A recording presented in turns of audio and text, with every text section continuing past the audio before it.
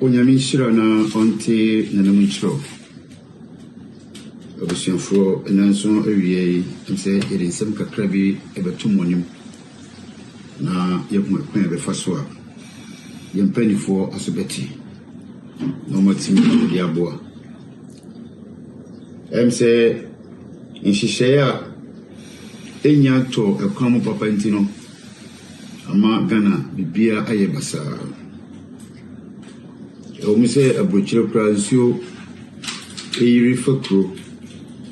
na nsuo tamunyan stati e Ghana kakra stati ena ohwenkran ohwe kumasia na amanfo ehunia omonye omo haya aka TV USA ubetimi share na subscribe ya de ama onyamishro bebre yentia me kansa ne se yempanifo no omo nhyedan ne nhyehyɛ a edima nipa eti Ghana hono amanfo a mo wo eman nim de omo ne nhyehyɛ bia de ma omo ankasa won nhyehyɛ edima omo obusua ne omo downfo ene omo classmate fo so be di pani na so nimu a Ghana skan kan ebi entimi nso so ni ente me kasa ne se abrina ni empanifo ebobosia ewa America ha se yede be Ghana yede ko kumasi akoya adwuma we yede ko nzima akoya adwuma we yede ko Western yede ko Northern na so abane betena so a 8 years ni beso no na adwuma no kra no na wanyemu half wanye ko takra no aye half na kire se abrina mo ba omodo mo nyansa ena on betena konwa ne so eni abro eni adwumbone sankantisa insu nyan stati yo eno mpo na yemi hu insu enhyedan stati ye Ghana ena amanfo dan insu ebufaso ena konwa ne body din TV body din adibia ewo dembia ne body na magin se wakwa adwuma na ombonye na obi afro se baby o tie no nsu afa ho ina na obeba empower daswa ontaria ebashita ajeze adibia wo dembia nsu no ade ni saka manase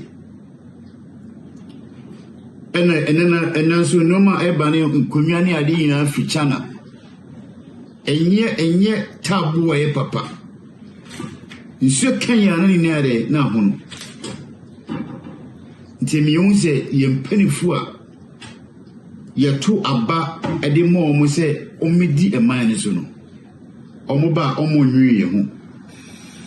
nyaade omo dwi ye ho kra so omo dwi ye ho a ankade ese omo ye ema yen eni efia ayema ewo gotamu baby obefa nkran uro kumasia uro Western baby obefa biya wo Ghana biya efi achikuro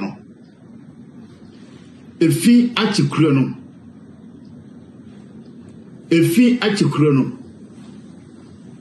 edu baby na yentin sembiase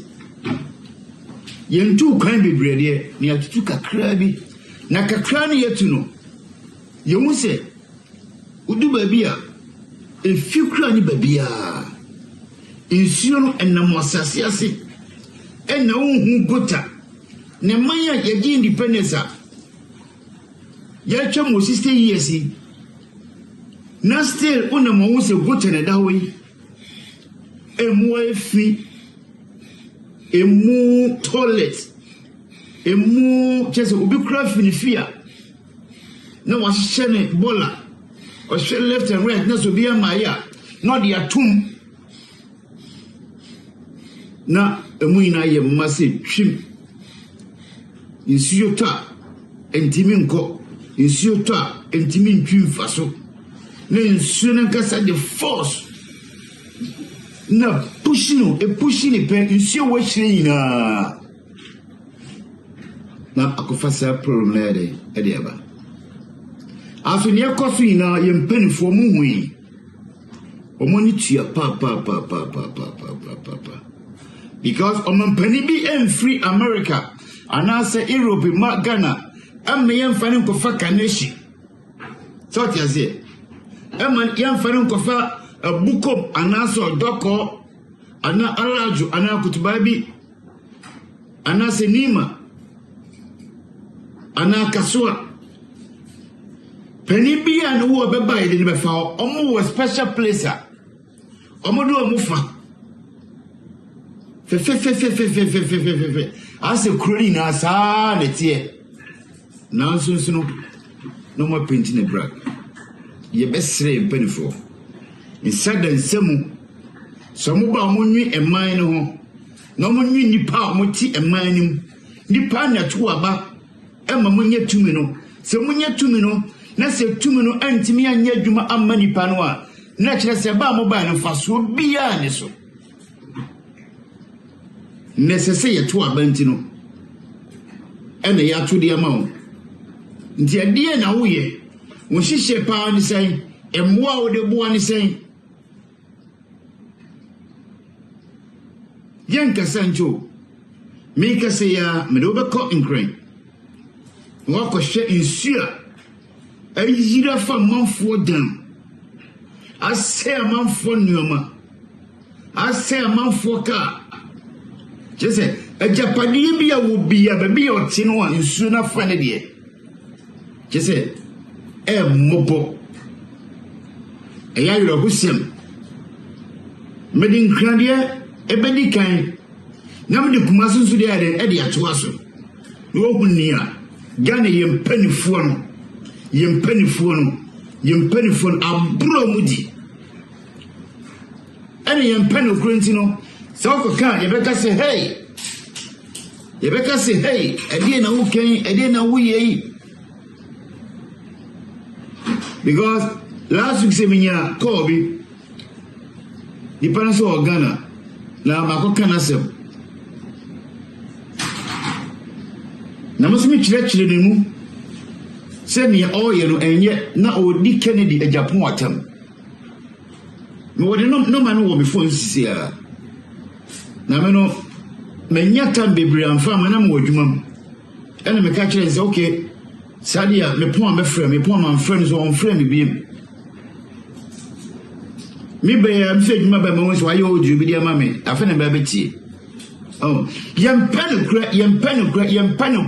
adie bia no kra bia Ghana fo mpe adie bia papa bia Ghana fo mpe Ghana mpanifo adwem boni ni abro eni bayi na yom na kemanya ya independence achese still ni atia neti abro ne bayi eni kro no ni adwem boni eni mpanifo no ba na umudibu eman no miempe na memfa ne esi wo incline emfa nchiro na me wiam de kumaso su dai e de atoa so hi Accra TV share your video na be kabusu akese no menum se onyame be shirawo na watine ni mu achiro